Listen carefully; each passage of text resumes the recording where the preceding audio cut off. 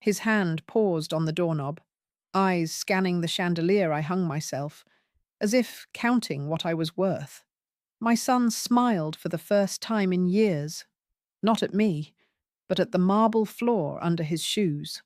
That night, I slid an envelope across the table, and the world between us cracked open for good. When my husband died, silence filled every corner of this house, the kind of silence that isn't peaceful. It hums with absence, like a wound that forgot how to close. I was 59 then, 63 now. 4 years of learning how to breathe without someone deciding when I should exhale. My name is Ruth Ellison. I was a wife for 35 years, a mother for 32, and a fool for both just as long. I say that without bitterness. It's simply arithmetic. You spend decades giving, they spend decades taking, and one day you wake up realizing you've built a life for everyone but yourself. Marcus, my son, used to have the same eyes as his father. Warm brown, curious, full of questions. Lately they've turned into mirrors. You look at him, and all you see is yourself reflected in ways you never wanted. When he showed up that afternoon, unannounced, it wasn't love that walked through the door. It was curiosity wrapped in cologne. He stood there in my new living room, eyes tracing the lines of the walls, the gold frames, the polished banister. His mouth curled into a smile that didn't reach his eyes. "Wow," he said. "You've done well without Dad." Just like that. An observation, not a compliment. I remember the sting of that moment better than the sound of my husband's eulogy. Marcus didn't see the years between death and this chandelier. He didn't see the days I rented out the guest room to pay bills, the nights I ate toast instead of dinner to keep the lights on. He only saw the marble now, the house rebuilt from my grief, and thought it fell from heaven. Ashley followed behind him, my daughter-in-law, the kind of woman who never says anything outright. She just leaves her words on the floor like traps. Her perfume arrived before she did, heavy and sweet, the kind that lingers long after she's gone. She kissed my cheek as if it were a formality. "Ruth," she said softly, "this place looks incredible. You've done so much." Her tone was smooth as butter, but her eyes were busy taking inventory. I smiled the way old women do when they know exactly what's happening, but won't give the pleasure of acknowledgement. "I managed?" I said. Ashley laughed lightly. "Oh, you've managed beautifully." Marcus wandered toward the staircase, pretending interest in family photos. I noticed how he skipped the one of me holding him as a child, the one where his father's arm rested around us both like a claim. Maybe it reminded him of the man he's slowly becoming, a man who measures love in ownership. There was a time when Marcus would call me every Sunday. We'd talk about work, his dreams, even his fears. Then Ashley entered his orbit, and suddenly I was orbiting him. Calls became texts, texts became silence. I wasn't naive. I knew what she was doing. I'd done the same once, won a man's devotion by cutting him from his roots. Only difference was, I spent my life regretting it. Now it was happening to me. Full circle. We sat for tea. Ashley commented on my china set. "Vintage, how lovely." Marcus asked about my finances casually, pretending concern. Every word landed like a probe. He mentioned investments, property values, how lonely living alone must be. Lonely. That word. As if it were a weakness instead of a peace I'd earned. I stirred my tea slowly. "I'm fine, Marcus. The house is paid for. Everything's in my name." He nodded, but I saw the flicker in Ashley's eyes, a plan forming behind her polite smile. After they left that evening, I stood at the window, watching their car fade down the road. My hands trembled, not from fear, but from clarity. For the first time, I saw them not as family, but as trespassers. Two people who mistook my silence for surrender. I walked to my study. The desk lamp cast a warm circle of light, the same one my husband used when sorting bills and secrets. I pulled open the drawer and took out a blank envelope. On the front, I wrote, For my son. I didn't know what I'd put inside yet, only that one day soon it would carry the truth he refused to hear from my mouth. I sat back, looking at the words, feeling the years settle around me like dust. For decades, I'd been told to stay graceful, patient, forgiving. That's how women survive betrayal, by swallowing it until it stops tasting bitter. But I'd learned something since the funeral. Bitterness doesn't fade. It ferments. Marcus thought I built this house to impress the world. He didn't know it was my fortress, my evidence that I could rise without the men who left me behind. When I finally went to bed, I stared at the ceiling and whispered into the dark, "You've done well without Dad," repeating his words, reshaping them into armor. Yes, I have, I thought. And soon, Marcus, you'll see just how well. The next morning, sunlight poured through the window like judgment. The house gleamed. It looked alive, but it wasn't built for show. It was built for reckoning. Because this story doesn't begin with grief. It begins with the moment a woman stops asking to be loved and starts demanding to be seen. And that envelope on my desk, it was the start of everything that would follow. After Marcus left that day, the silence returned. Only this time it felt different. Not the hollow quiet of grief, but the steady hum of something gathering. I sat at the kitchen table, staring at the chair where he'd sat just hours ago, his fingers drumming on the wood like he couldn't wait to leave. It's strange how memory sharpens when trust fades. I could hear echoes of his voice as a boy, soft, curious, always asking, "Mum, how do you fix things?" And I'd smile and tell him, "With patience." That was before patience turned into my cage. When my husband died, Marcus was 28, already married to Ashley. He called me from the hospital with his voice trembling. "Don't worry, Mum. I'll take care of you." But promises, I've learned, are only as good as the people who make them. By the funeral, Ashley had already taken over the arrangements, talking over me, speaking for me. "Ruth is tired," she'd tell the guests with a sympathetic smile. "She shouldn't worry about these things." I remember watching her glide around in black silk, hand on my son's arm, accepting condolences meant for me. She looked the part of a dutiful daughter-in-law, and yet every glance she gave me was a quiet reminder, "You're no longer the woman in charge here." For years after, I barely saw Marcus. His visits became seasonal. Christmas, sometimes Easter. Always brief, always orchestrated by her. When he did come, his eyes wandered more than they listened. If I spoke about my aches or the loneliness, he'd nod absently, like someone enduring a commercial before his real program began. I tried not to take it personally. God knows I'd made mistakes too. His father, Harold, was a man who believed silence was love and control was devotion. I stayed because that's what women of my generation did. We endured. When he died, I should have felt free. Instead, I felt irrelevant, a ghost haunting my own life. Bills piled up faster than condolences. Harold left more debts than memories.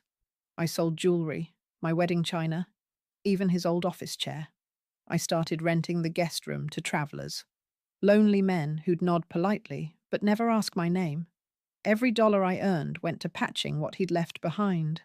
That's what Marcus didn't see when he walked through the door and praised my success. He didn't see the nights I stayed up doing calculations with a flashlight because the power had been cut off. He didn't see me standing in the rain, arguing with contractors who treated me like a senile woman with too much hope. He saw marble floors and chandeliers.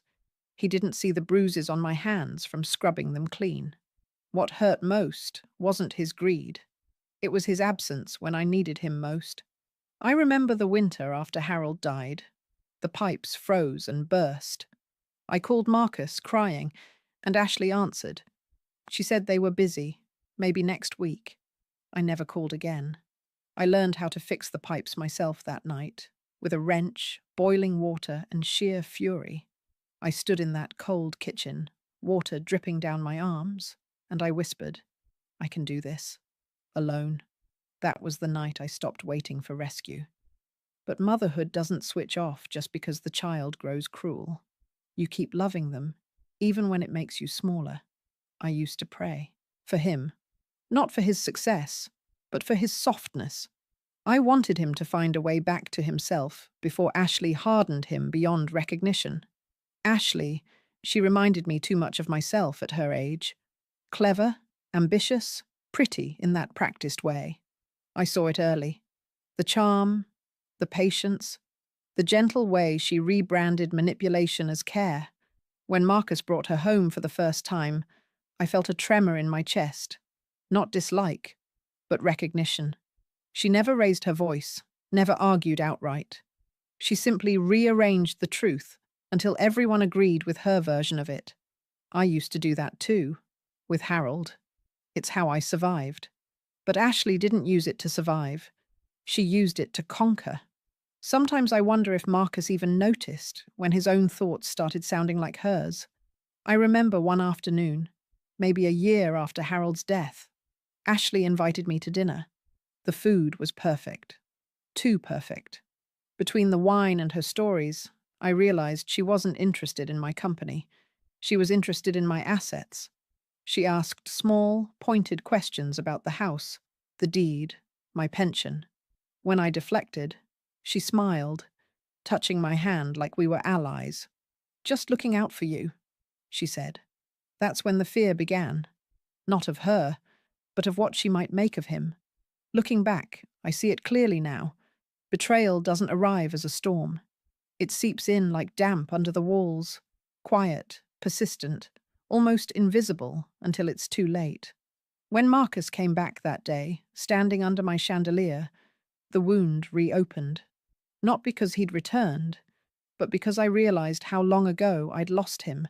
I went to my room that evening and took out the old photo album. My fingers brushed over the pages. His first birthday, his graduation, his wedding. The moments when I thought love was unbreakable. But I could see the pattern now.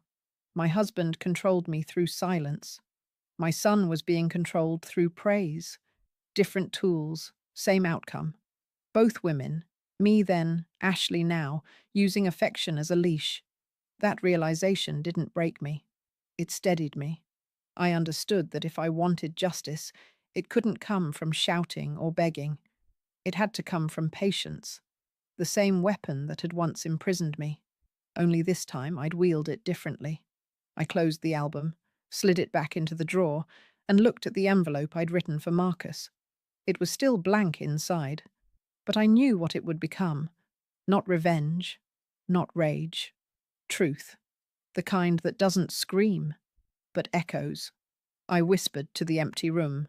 "You took after your father, Marcus, but I'm not the same woman I was then."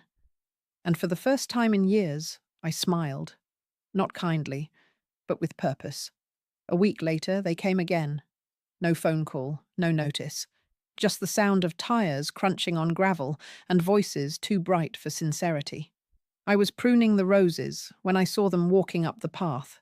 Ashley's arm looped through Marcus's, her sunglasses large enough to hide intent. "Mom!" Marcus called, waving like a man performing warmth for an audience. We were in the area and thought we'd drop by. I wiped my hands on my apron. "In the area?" I asked. "You live 40 minutes away." Ashley laughed, that polite, tinkling sound that always made me think of glass ready to crack. "Oh, Ruth," she said. "You're so sharp. We missed you."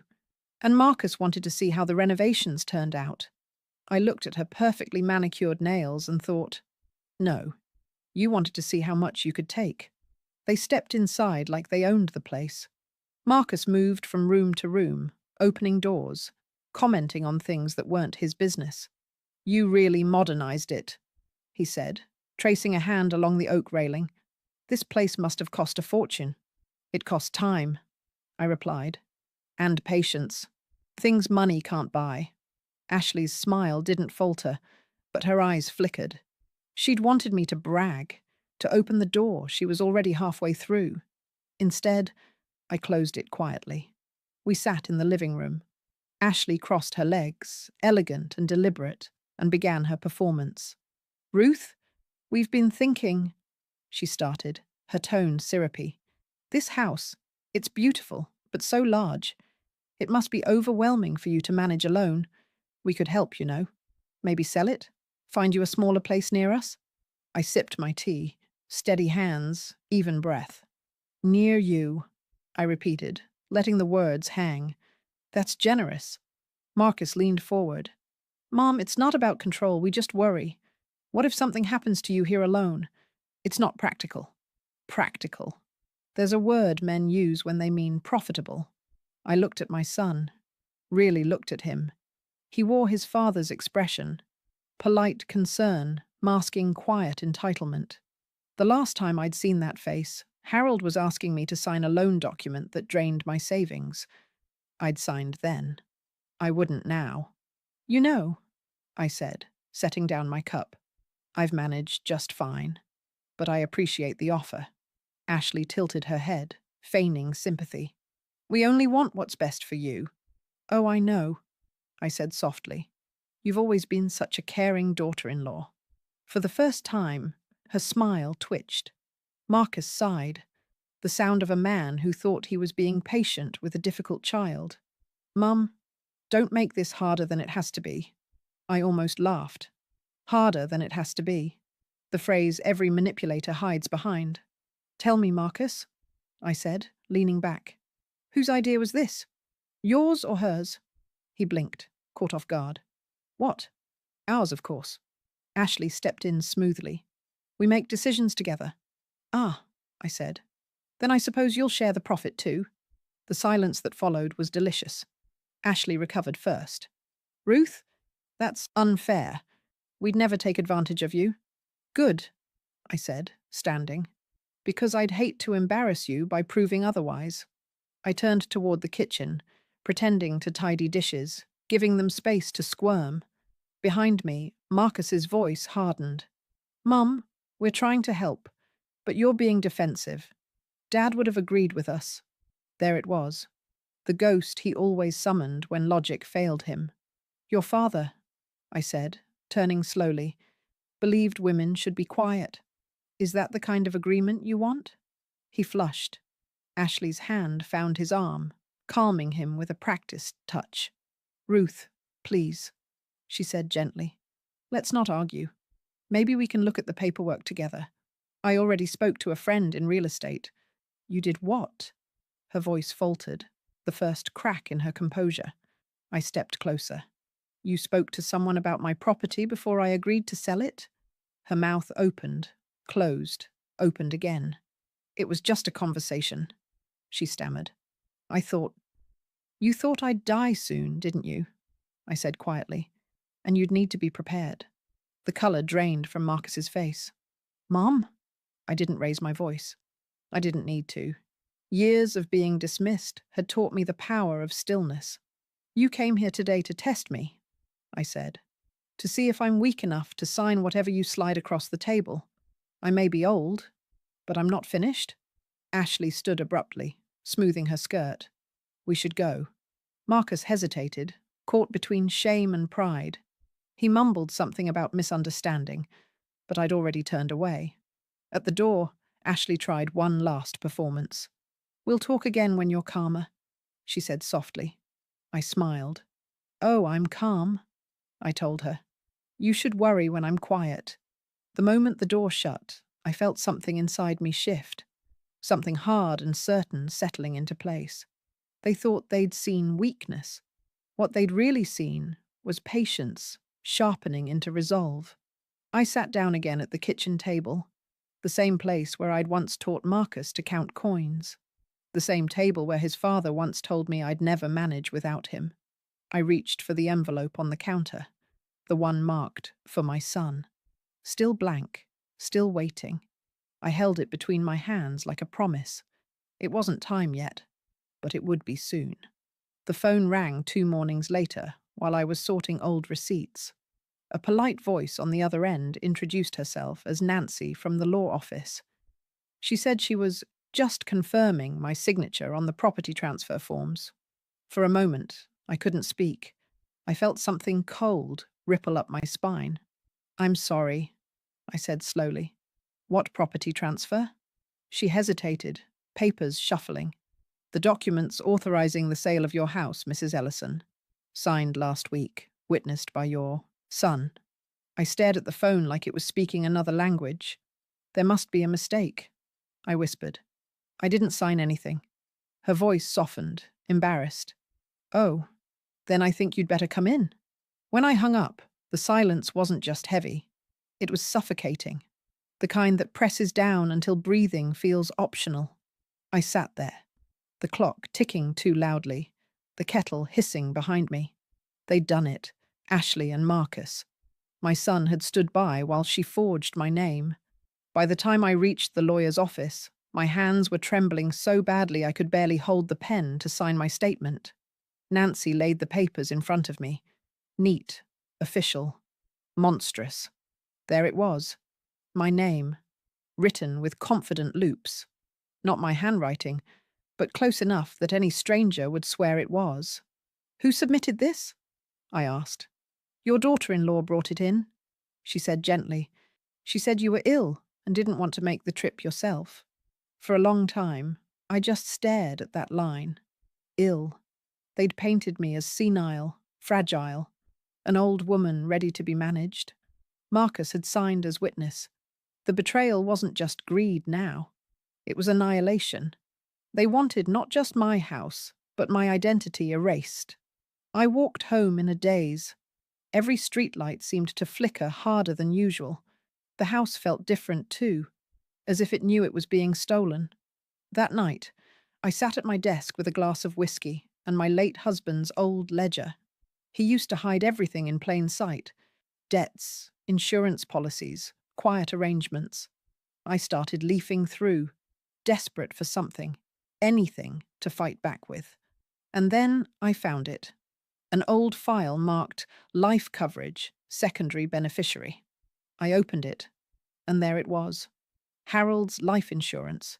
He'd changed it a few years before he died, transferring full control to me. Marcus had no idea it even existed. It was a small policy, nothing extravagant, but enough to make a difference. Enough to rebuild, again. A laugh escaped me, sharp and broken. The irony was almost poetic. The same man who had tried to control me had accidentally left me my weapon. But the money wasn't the real revelation. As I read deeper, I realized Harold had been transferring small sums to an unknown account, monthly, for nearly a decade before his death. When I tracked the account number, I found the name attached, Ashley's mother. The page trembled in my hands. So that was it. The rot didn't start with my son. It started long before. Ashley's family had been in our lives for years, quietly draining Harold's guilt and money while pretending innocence. She didn't just stumble into Marcus's path. She'd been trained to find him. It wasn't love. It was inheritance planning. I sat there until dawn, the pieces snapping together one by one. Ashley's kindness after the funeral, her quickness to handle paperwork, her sudden push for me to downsize. Every word she'd ever spoken to me was strategy. By morning, the shock had burned off, leaving something cleaner behind. Not rage, not grief, focus. I made a list. Call lawyer. Secure bank accounts. Change passwords. Record everything. Stay quiet. I wasn't going to confront them. Not yet. You don't fight snakes by stomping around. You wait until they slither into the open. When Marcus called that afternoon, I let it ring 3 times before answering. Mom? He said, voice stiff. You sound upset. Everything okay? I'm fine, I said evenly. Just tired. Ashley's voice chimed faintly in the background, asking something I couldn't catch. Marcus lowered his tone.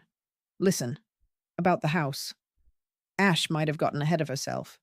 We were only trying to plan for the future. The future, I repeated. Yours or mine? He sighed, a long exhale meant to sound patient. We just thought it'd be easier if… Marcus, I interrupted quietly. Did you know she forged my signature? Silence. Then, Mom, that's ridiculous. I smiled, though he couldn't see it. Yes, ridiculous, I said. That's what I thought too. When the call ended, I sat for a while, watching the sun crawl across the carpet. The old Ruth would have cried. But tears were a currency I'd spent too freely already. Instead, I reached for a new notebook. The first page I titled Operation Truth, because what they'd taken from me wasn't just a house, it was the right to be believed. If they thought they'd fooled a grieving widow, they'd soon learn how dangerous grief can be when it stops begging for kindness. I opened the drawer and pulled out the envelope marked for my son. This time I began to fill it. Copies of the forged documents, the policy statement, a photo of Harold's transfers to Ashley's mother. Each item slipped inside like a stone in a river, building weight, shaping current. By the time I sealed it, I felt lighter, not because justice had come, but because I finally understood the scale of the game I was playing. This wasn't a story of a naive old woman. It was a story of legacy, and what happens when the next generation mistakes inheritance for entitlement. I looked at the envelope one last time and whispered, "You took after your father, Marcus, but your wife took after me. Only one of us, I thought, will survive that resemblance." The next morning I woke before dawn. The house was still, faint blue light spilling across the hallway. For the first time in months, my mind felt clear, like fog lifting off a lake. I brewed coffee, black and bitter, and sat at the kitchen table with my notebook. On the cover, I'd written Operation Truth. I didn't plan this out of anger. Anger burns too fast. What I needed was precision, quiet, invisible steps that would leave no room for denial when the time came. The first thing I did was call Lawrence Harper, the lawyer who'd helped me with Harold's estate years ago. A good man, old enough to remember my husband's temper, sharp enough to hear what I didn't say outright. When I told him about the forgery, there was a pause on the line, then a low, controlled voice. "Don't confront them yet, Ruth. Gather, verify, let them believe you're blind." I smiled. "Oh, they already do." We met later that afternoon in his office. He helped me secure every account, lock my property documents behind a legal hold, and set up a living trust in my name only, one Ashley could never touch. Then, at my request, he drafted something new. A will. But not just any will. A decoy. The first version, neat and official, would go straight into their hands when the time came. It left the house to Marcus. The second version, handwritten and legally validated, would stay sealed with Lawrence. It left everything to a local women's shelter, the same one that had helped me after Harold's death, when I didn't know where to start. It was the closest thing to poetry I'd written in years. I stopped by the bank next. The manager, a young man named Evan, recognized me from years ago when I used to deposit Harold's paychecks. I leaned across the counter and said, "Evan, I need something discreet. Recorded copies of all recent inquiries made about my account. Names, times, everything." He nodded. Curious but professional. When he slid the report across the counter 20 minutes later, I saw Ashley's name printed neatly in the authorized request column. Of course. That night, I opened the file and added it to the envelope. The stack inside was growing heavier. Still, I knew I couldn't do this alone. So I called Mara, an old friend I hadn't seen in years. We'd worked together at the library before I retired, back when I was still learning how to live without apology. She'd gone on to freelance journalism, sharp mind, sharper ethics. She arrived that evening, hair tied back, eyes alert. We sat on the porch, the night thick around us. "Mara," I said, "I need help documenting something without it looking documented." She didn't blink. "Who are we catching?" "My son," I said softly, "and his wife." She let out a slow whistle. "That's ugly." "Ugly's an understatement." I showed her the envelope, the copies, the handwriting analysis from the lawyer. She listened quietly, the kind of silence that holds weight. Then she said, "You've got enough to hurt them. But if you want to end them, You'll need one thing more: proof of intent. You need to make them speak. The next week became a study in patience. Mara helped me set up a small recording device, hidden inside the frame of the mirror by the entryway. Every conversation, every word would be captured. I even planted a decoy document, an unsigned property, draft, on the desk in my study, just visible enough to tempt curiosity. All I had to do was wait. Meanwhile, I played my part. I called Marcus once, asked if he'd visit. I made my voice softer, a little slower, like I was fading. I told him I'd been feeling confused lately. I could almost hear Ashley smile through the phone. When they arrived the next Saturday, I wore the same apron I'd always worn. Ordinary, harmless, invisible. Ashley greeted me with exaggerated sweetness, her eyes already drifting toward the study. We had lunch. She talked about investments again, about how Marcus had been researching good agents in case I ever decided to sell. Marcus nodded along, distracted by his phone, playing the role of dutiful son badly. After dessert, I accidentally mentioned the decoy will sitting on my desk. Your father's things got me thinking, I said lightly. I've been updating some paperwork, but I'm not sure I understand all the terms. You two might be able to help. I saw the spark in Ashley's eyes, a flicker of hunger she couldn't mask fast enough. They followed me into the study. I pointed to the papers, feigning confusion. Here, I said. Is this how I list beneficiaries? Ashley stepped forward, scanning the page, her voice smooth. Yes, that's right. You can sign here and we'll take care of the rest. I nodded.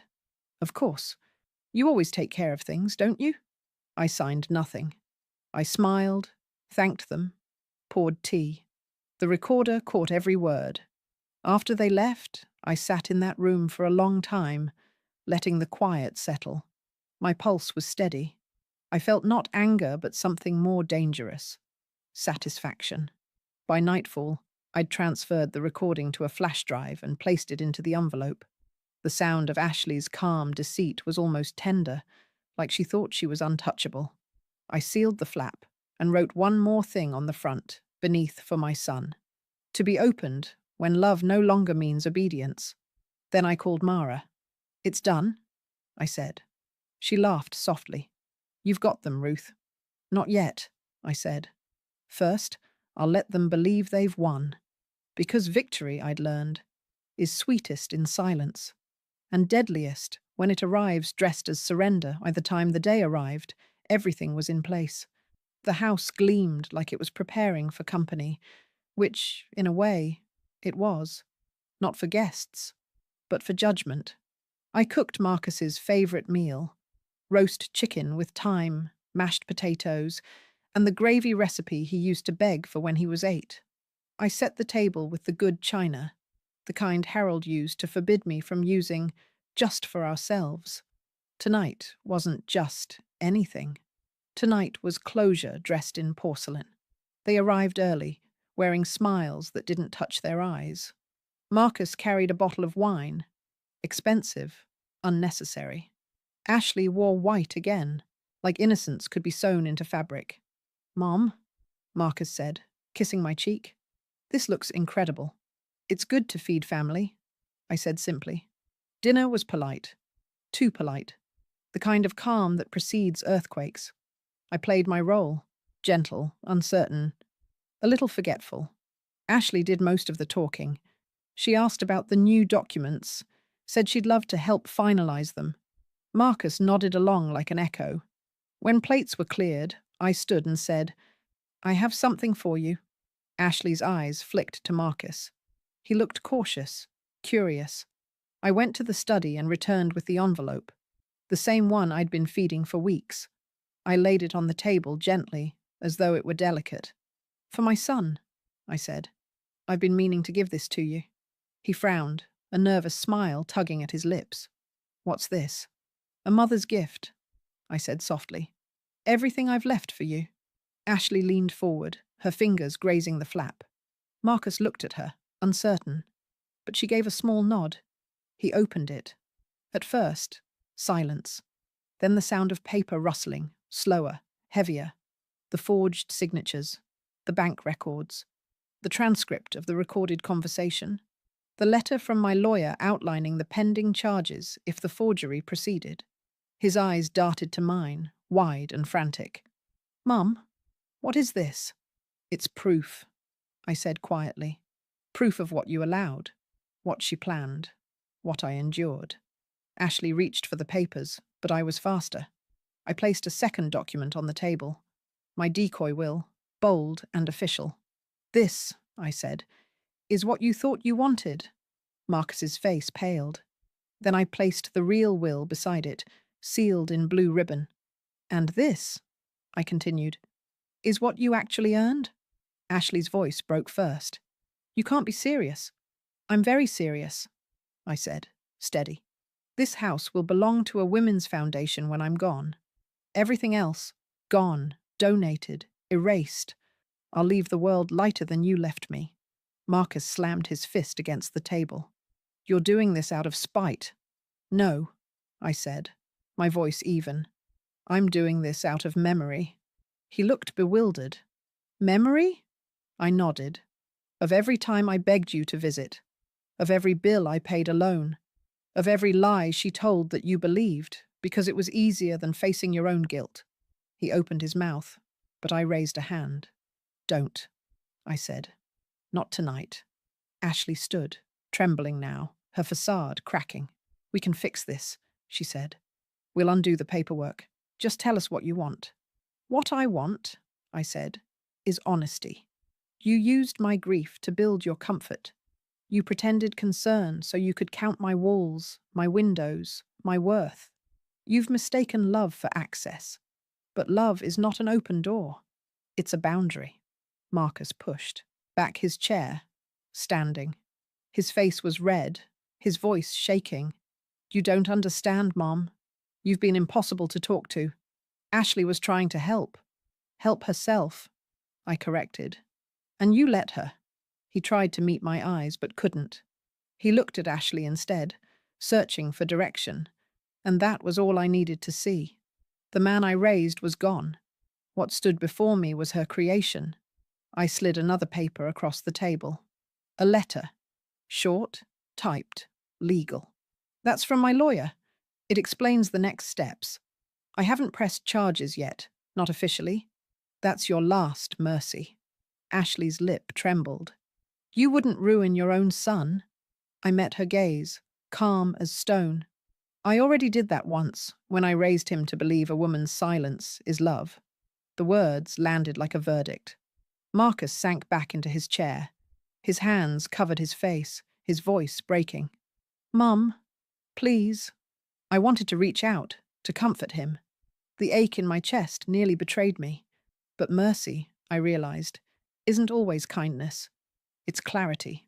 "You'll get through this," I said softly. The way I did. Alone.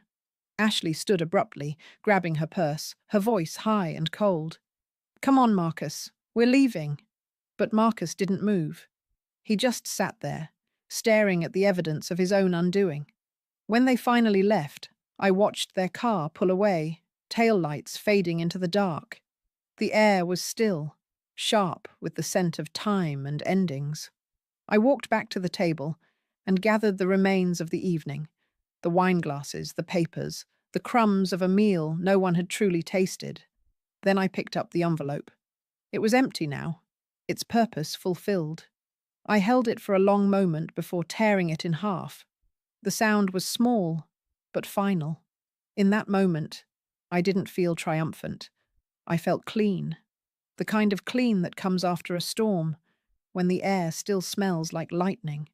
Justice hadn't come with fireworks. It came with quiet, with proof, with the simple act of saying enough. And as I turned off the lights, I caught my reflection in the dark window, older, steadier, untouched by pity. For the first time in years, I looked like someone who owed nothing to anyone. The morning after they left, the house felt hollow, but lighter, like something poisonous had finally bled out. I made tea and watched sunlight crawl across the floor. The quiet wasn't cruel anymore. It was earned. By week's end, word had spread. Ashley's name slipped through the town like smoke. Talk of forged papers, betrayal, disgrace. Marcus's job called him in, whispers following him everywhere.